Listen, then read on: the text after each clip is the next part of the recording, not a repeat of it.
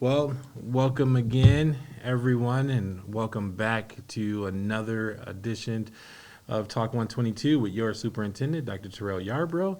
As you can see, I have an awesome special guest here this evening. This will be our equity segment. Really geeked up about it and excited to talk about all the good work that we are doing in our district, and who better to start with us than Kaitlyn, right? So for the audience that do not know who you are and all those things, can you tell them just a little bit about yourself?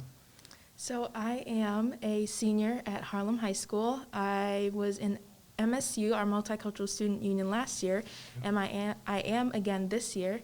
And I worked with Dr. Yarbrough and now Dr. Boyce, as well as the teachers in MSU to design a banner last year for equity. Okay, oh, that's awesome. So, and when you talked about MSU a little bit, so can you tell the audience just what MSU is for those that don't know, although they should know, right? Absolutely. So MSU is our Multicultural Student Union here at Harlem. What our goal is to promote just like equity and just every student having a voice inside of the school. And we do that through discussions, volunteer work before COVID, and just really being open with each other and accepting of all people. Okay. And so how if someone wants to join, how could they join MSU?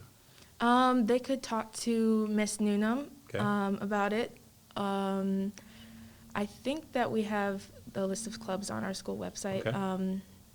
Or they could just find a member and ask them about it. It's super easy. We have papers posted around the school about it. I know Ms. Newnam made some. So. Okay, awesome. So you mentioned the banner, right? Tell us a little bit about, because you were the creator of the banner, right? You just turned out beautifully, by the way. So tell us, the process leading up to the creation of it, and then the end result. So just tell us a little bit about that. So it started off as MSU wanted to paint the bus lane with different words, just kind of, I think it was Black Lives Matter at first, and then we wanted to add in other things, like love is love and other phrases that were important to specific students at Harlem. And then we decided against that. We wanted something that was going to be a little bit more permanent at the school, so we decided on a banner. And then we did decide to open it up to more than just Black Lives Matter. I know we have women's rights are human rights, love is love, and plenty of other phrases kind of relating to students at Harlem that may not have their voices heard as much as others. Okay. No, that is awesome.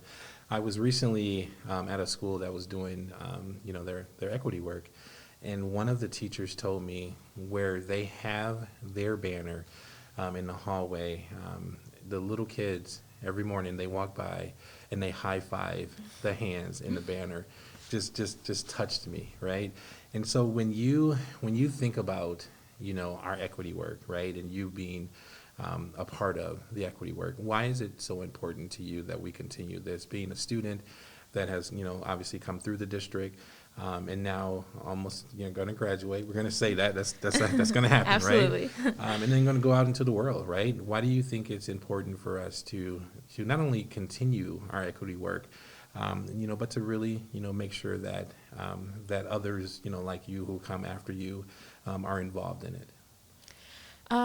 It's important to me personally because I didn't have that sort of representation at the school when I was at a younger age. I didn't have a banner to high five when I was in elementary school and younger. So I just think that it's very important for students to sort of be able to see themselves inside the school and see representation, and to kind of feel like they have a safe environment where they can fully and openly express themselves. And I think that it's important that we have students continue this work because a banner was just the first step. Okay. And I feel like it's a good start. It's a good promise to make, but then you have to fulfill that promise. We have this banner on the outside of the school, but then what are we going to do on the inside of the school to prove that we're more than just words, we're more than just empty promises. Okay. Wow, that's deep. No, and I really appreciate that. And just having you on and being in your presence, I'm honored not only for you to be a student, in our district, but a future leader in our community. And so here's a curveball question for you, right? As you relax now, and you talked a little bit about that. Your favorite teacher throughout Harlem?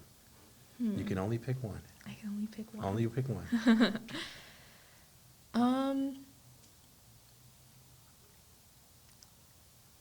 I would probably say Brad Sweet. Okay. He's my honors So Mr. Sweet. Yes. Wow. All Yes. right. I'm not saying, wow, Brad, that couldn't have been you, but wow. Okay. He's my honors economics teacher, and he was also Okay. my golf coach for all 4 years. And I just think he's a really amazing person. He's seen like how much I've changed, and he's encouraged that growth throughout the years. And I just really appreciate how like openly like supportive he is of the work that I'm doing and the equity work that we're doing inside the school. Okay. He has a lot of vision that I agree with, and a lot of ideas on where we should take things next. And it's just really awesome being able to have conversations with him that don't just pertain to economics or pertain to golf. He's really good at like focusing on schooling and having kids like focus on his schoolwork, but then also being able to kind of have those personal relationships that help make learning easier.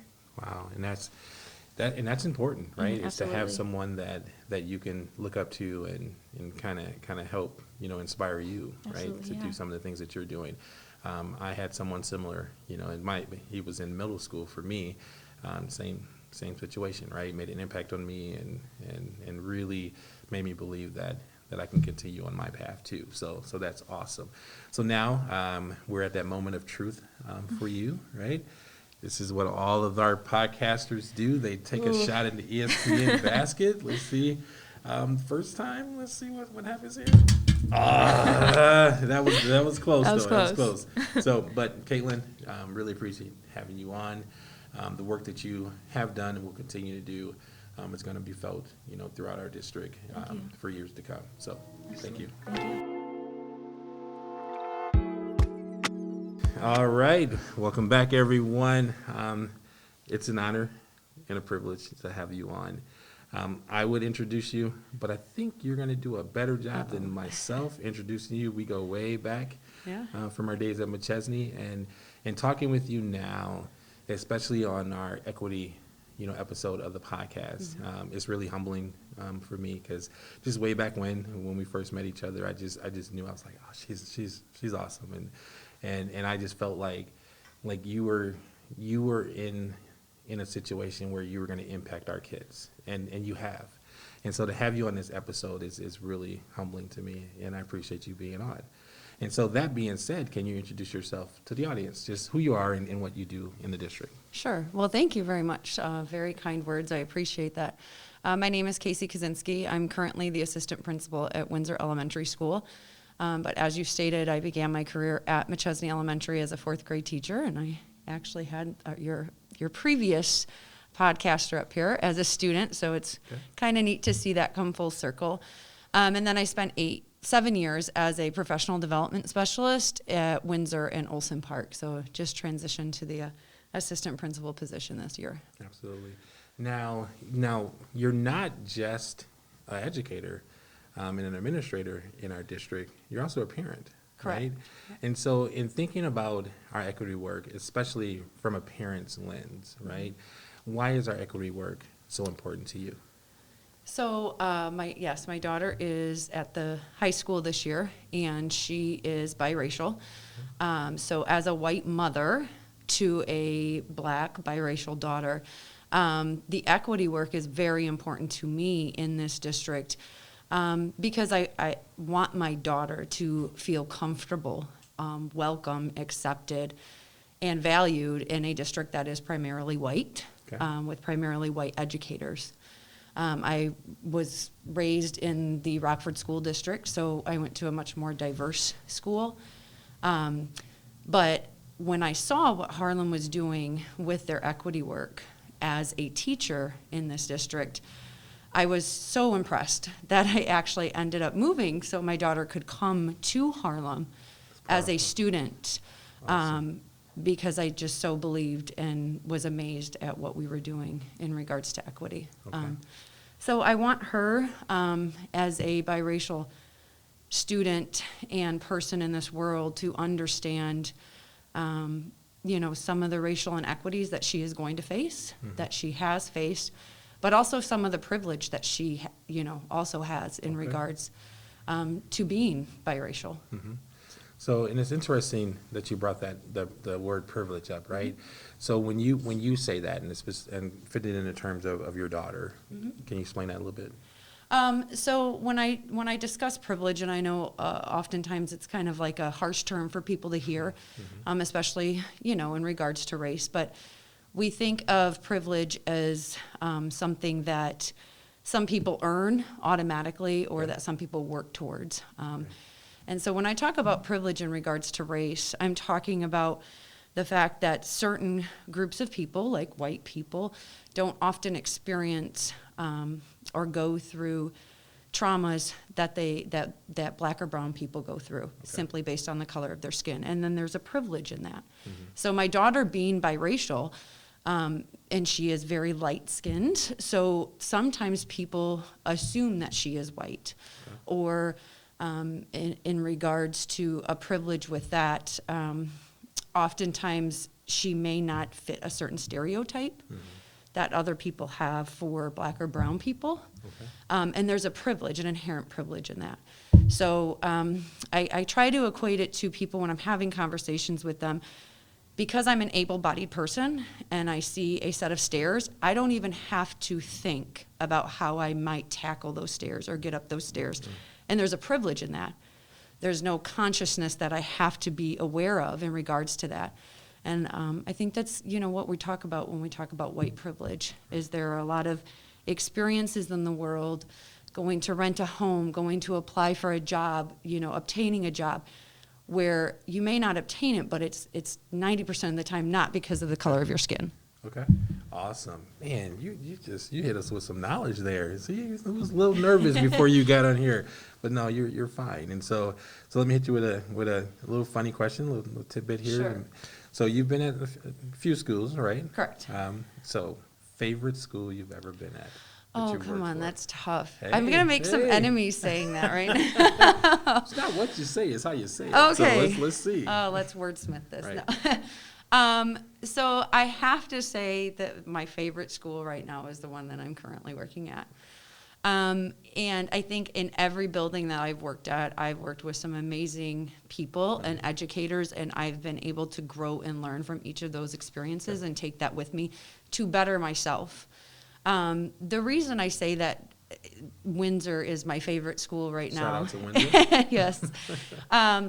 Is I've just really connected with the culture at that building. Okay. It is a culture where everybody just kind of pulls together and uplifts each other. There's really no like role differential. That's not my job, or we're just a family. Okay. And I guess I've just done a lot of growing as a person through my equity work, and I did it alongside those people. So we've had some really tough conversations. The members of the equity team there, we've all transformed over the years. Gotcha. And, when you go through those kind of life-changing moments together, you really just become close. And there's just a bond that you build with people that's Gotcha. kind of hard to break. So. Okay. Well, I don't think.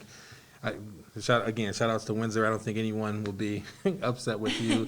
I would have picked McChesney, but anyway, that's just the way it rolls. So, again, thank you for being on the show. Really appreciate your knowledge, your honesty, and your truth. So now it's that time for you. You could choose to not do it. I haven't had it happen before yet, but all right, let's go see for what this. you got. I do have a little bit of skill. Here we go. It was there though. That was Just good. Hit the rim. Well, again, thank you, Ms. Yeah. Kosinski, for Thank you. being on the episode. Thank All you right. very much. All right. Well, how are you? I'm well. You well? No. Yes. Well, thank you for being on this episode of our podcast. And I say "our" because this is, even though my name's on the podcast, this is not, for me. This is all of us, right? And it's a way for for us to communicate with not only educators and students within our district, but also our community members, right? And to let them know of things that we're doing, at our schools. We're doing some positive things, lots of positive things. You've been a part of quite a few things, right? So at this point, if you can just introduce yourself to the audience a little bit, for those that don't know you, tell them a little bit about yourself and some of the roles that you've had within the district, right? Some of the things that you've done. Okay. So I'm at the high school, Kyra Newnam, Okay. at the high school in the social studies department. So obviously teach social studies classes. One of the classes that I teach is African-American history. So I was trying to think how many years now. I think it's been 5. Man, time flies. 5 yes, that I've had it. So originally started as a 1 semester whole all-encompassing class. It's been expanded, so it's 2 semesters essentially. Okay. So a little more time to go through all that history. Part of the equity team at the high school. So I've worked with some of that, and then also within like social studies, part of the vet doc, Okay. Harlem Veteran Project class.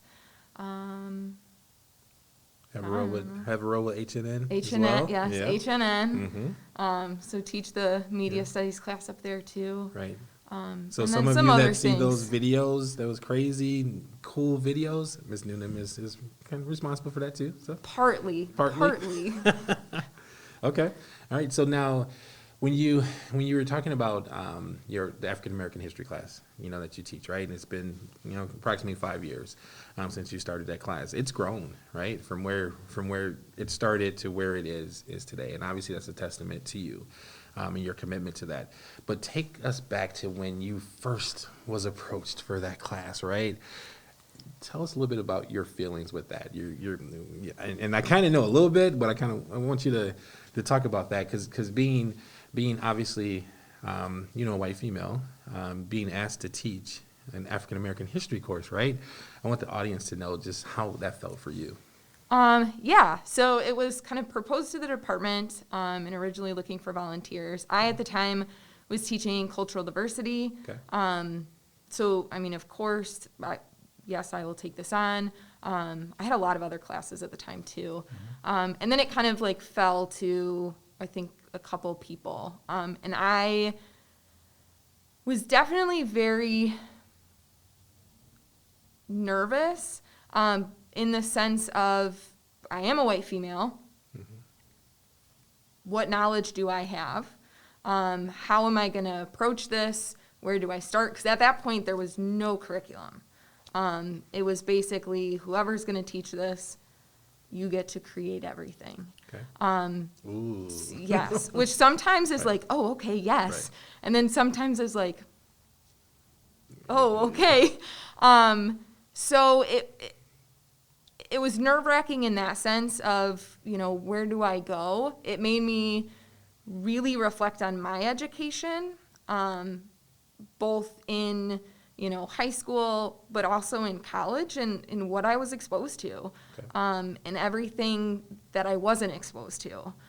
In those first couple of years, I just remember, like, diving into things, thinking, like, why do I not know this? Like, how did I not, like, talk about this more or, just be exposed to those things. And so every year as I teach the class, there's just more and more of that.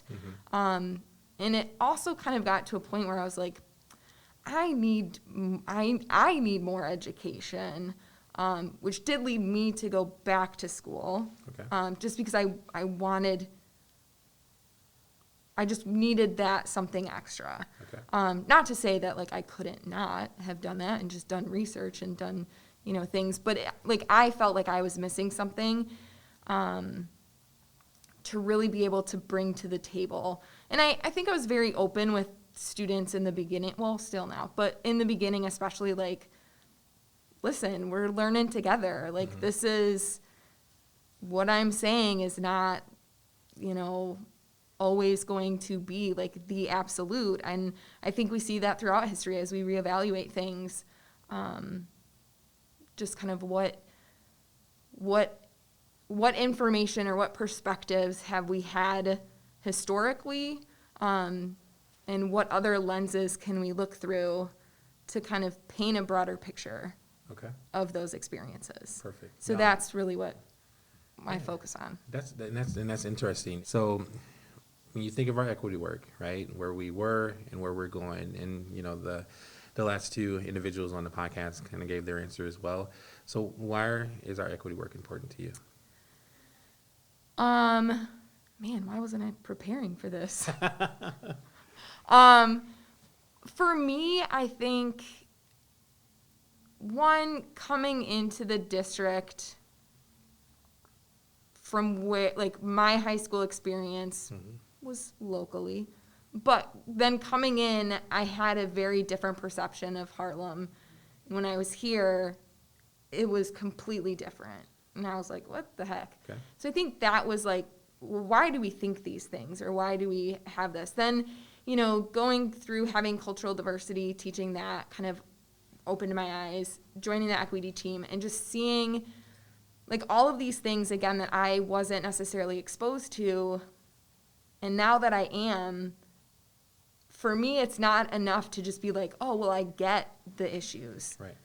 What am I doing to change them? How am I being actively involved in having conversations, connecting with students, connecting with community, pushing for some of those changes that need to happen. And I think that's what's important for me, so that our students do feel like they're seen and heard and have a place in this district. Because I think that's so important. If we can empower our students to really like advocate and be change makers, then I think we're doing our jobs right. Yeah. And so for me, like, that's why the equity work is so important, because there are issues. And we can't just be like, oh, well, I know what they are. Right. But like, what are we doing? What conversations are we having? What changes are we making to commit to those students?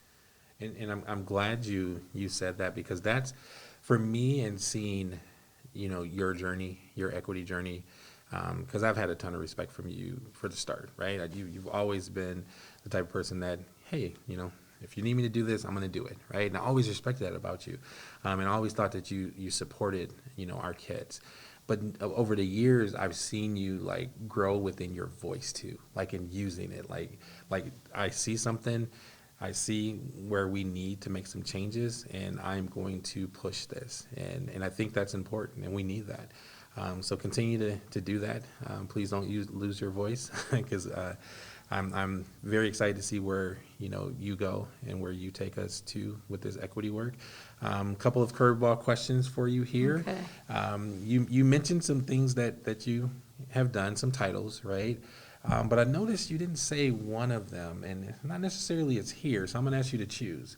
For those that don't know, Kyra, when you were in high school, what job did you work at? Oh, I scooped ice cream at the Dairy House. Oh my gosh, for those that know the Dairy House, that's why I got this belly here. But so if you had to choose between your Dairy House experience and being a teacher, and some of your Dairy House friends might be watching this. Well, I will say this.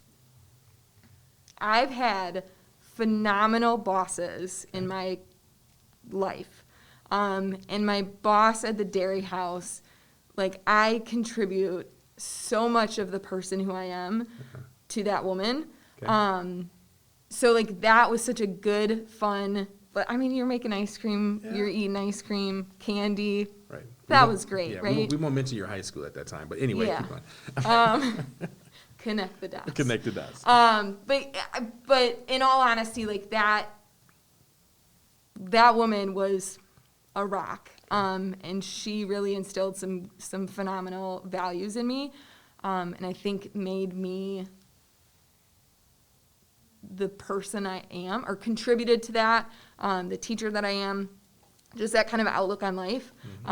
But equally so, phenomenal bosses here within Harlem great that have answers. really pushed me to kind of dive into the work and allowed me to maybe have more of a voice than sometimes I should. But so yeah, I don't know, equally good. I don't know if I could pick. Perfect. And so last question I'm going to leave you with and the audience so they know a little bit about you even more. So social studies department, huh? Favorite coworker in a social studies department? Favorite person you work with? Oh. You can only pick one. That's tough. I know one I'm not gonna pick.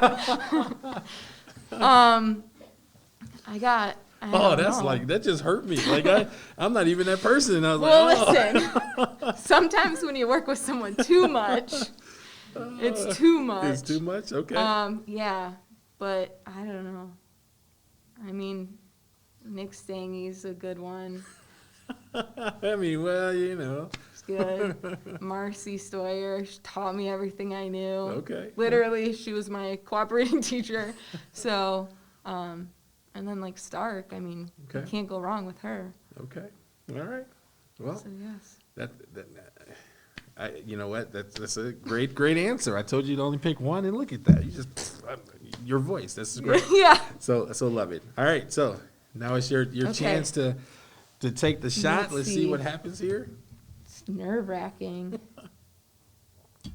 Oh, that was weak. Oh, you gotta try again. I really, like, they were all shooting over, so I thought for sure. Just like Okay, edit that out. Almost. All right. That was better than That was better. that Well, first one. thank Okay. you, Ms. Newnam. Yes. It was an honor and a privilege to have you on. All right. So, Mr. Harris, Dr. Yerb. I get to have you on this podcast. Man, I've been thinking about this for a little while, but the first thing I want to do, because I think I'm with this camera and you with this camera, and the audience sees us. Like, you can actually see now that I'm Dr. Yarbrough, Mr. Harris. We are not the same person. Not the same. Yep. So here you guys. So now here it is. And so to have you on the equity episode, because I can have you on so many other ones because of our relationship and how well we know each other, but to have you on this one, it's really an honor because you have done just an awesome job, with guiding our kids, and our staff, and creating such a foundation that I don't think is going to be, it just can't be surpassed. The work that you've done, it's just awe. It just puts me in awe, and I appreciate you so much with that. So that being said, tell the audience who don't know you, even though they should know who you are, just give them your name, things like that, and where you currently are. Well, I'm Jerry Harris. I'm currently the principal at the middle school. I was there many years ago for 6 years, and then I moved up to the high school, and I was there for 8. Now I'm back down at the middle school. Okay, all right. And for those that don't know, because you mentioned 8 years, I was 8 years principal at the high school. That's right. You were one of the first calls I made That's when I right. got that job, and I was happy that you were able to come to the high school with me. It was an honor to work alongside you. And so with our equity work here, and we've had a few on not only our podcast, talk about how our equity work is important to them and has impacted them, but around the school district, right? I mean, we get that a lot when we're walking around. It's like, are you going to continue the equity work? Like, oh my gosh, like, the things that you've done and the things and the way that we can go with our district around equity, diversity, inclusion, it's so powerful, and we want to continue that. And so when you think about our equity work and you being, strongly a part of it, what does it mean to you? Well, equity means everything to me as a black man. It levels the playing field. Okay. It gives you the opportunity to advance It breaks down those barriers that you're up against whenever you're dealing with a system that was never designed for you. You have to work diligently to try to pull those strongholds and those barriers down. Okay. All right. And so when you say those barriers, right? Go a little bit deeper, with the barriers. Well, around race, Okay. around gender, stereotypes, misconceptions. All of those are factors in navigating, like I say, through a system that was never designed to protect you. Gotcha. And so with both you and I, being in Harlem, right, and being in Harlem as long as we have, right, would you say, how supportive has Harlem been, obviously, with, taking away those barriers and putting you in situations where you can impact kids' lives? Well, since I've been here, I got to say that Harlem has treated me really well. That's why I haven't went anywhere else. There's a lot of work that, I've done, but there's still a lot of work that needs to be done. I have experienced, situations within the district where, it hasn't been too friendly. But for the most part, majority of my time in this district, I have not experienced much of that. Okay. Good. And so MSU, Mm-hmm. Multicultural Student Union, right? You designed it, right? You started it. So take us a little bit, back to when obviously, and let me take it back because it was in place, but it was a different name, before you, and you came in and obviously took it over and you changed the name. So tell us what the name was before, and then why did you change the name? The name before was the AfricanAmerican Student Alliance. And when I talked to students about coming to our meetings and joining us for those courageous conversations, everybody I talked to, and this was many years ago when I first got to the high school, they would say, I would ask, do you know about that club or that organization? And they would say, oh, that's the Black Club. And it wasn't so much what they said, but how they said it. Okay. It has such a negative connotation to it. And what I did is I took it back to the group. And I explained, my concerns around how it's so negatively perceived. Okay. And I wanted it to be all encompassing. So not only black kids, but white kids, Asian kids, Latino kids. And I said, I think if we do a name change, that'll help include everybody. Okay. And one of the students at that time, he was the president, we threw out many, many different names, but when he said Multicultural Student Union, that's what stuck. Okay. And that's what we've been ever since. Awesome. And I'm glad you said that because someone had asked me a little while ago, like who benefits from our equity work?